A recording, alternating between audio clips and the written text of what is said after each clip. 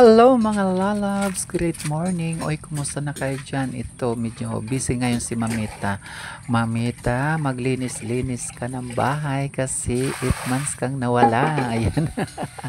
Ayan, mabuti na lang may balon tayo guys. Diyan tayo maghuhugas, diyan tayo lilinisan natin yung floor natin kasi may mga lumot-lumot na. Yan ang ano, yan pag nasa probinsya ka talagang gagamit tayo ng balon. Ayan, dyan tayo naghuhugas, dyan tayo kumukuha ng pambuhos. Back to the basic talaga tayo pag nasa probinsya tayo dahil wala pa tayong gripo dyan.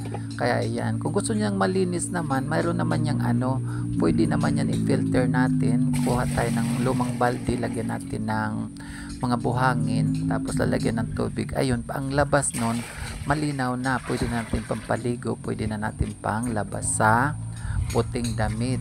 Ayan. Ganon, kaya linis-linis muna ako dyan. Kaya ayan, samahan nyo ako. Ayan, oo. Sa paglilinis naman natin, ayan, oo, talagang umpisahan natin sa mga sulok-sulok kasi alam nyo naman kung bakit.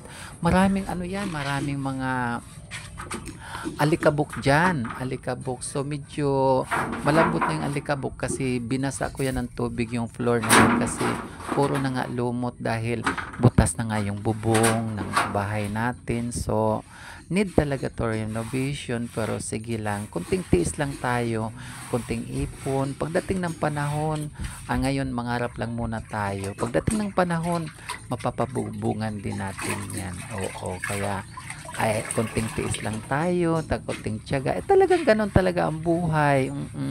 Wala namang ano, wala namang direct. lahat talaga nag-uumpisa sa ano talaga, nag-start sa number 1. Hindi talaga, oo, kaya ipon-ipon muna, makakaano din tayo. Kaya ang mga gamit natin dyan safe naman kasi nilagay ko sa mga baldi, oo, mga malalaking drum, o kaya safe naman. Yan lang ang ano dyan kasi pag umuulan siyempre tumutulo, bumabaha yung sahig. Yun lang ang problema dyan sa ngayon. Oo, tapos alam mo naman tayo, mga babae kaya tayo, 'di ba girls? Oo, mahilig tayo maglinis. Oo, at saka ito talaga ang papel natin sa buhay. Isa sa karakter natin mga babae ang maglinis, ang makita nating malinis ang bahay.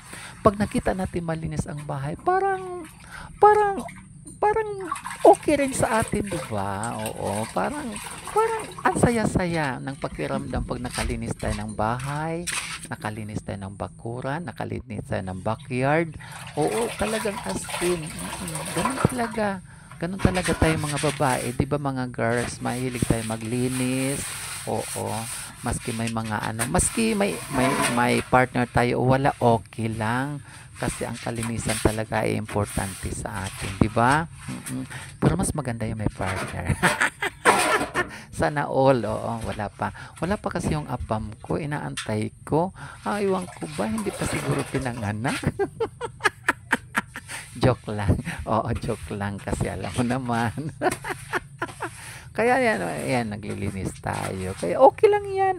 Talagang, ganun talaga ang papel natin sa buhay, maglilinis. So, kunting ipon mo na mamita ha, para makapabubong ka dyan sa bahay mo. Yun lang naman ang problema, bubong lang naman.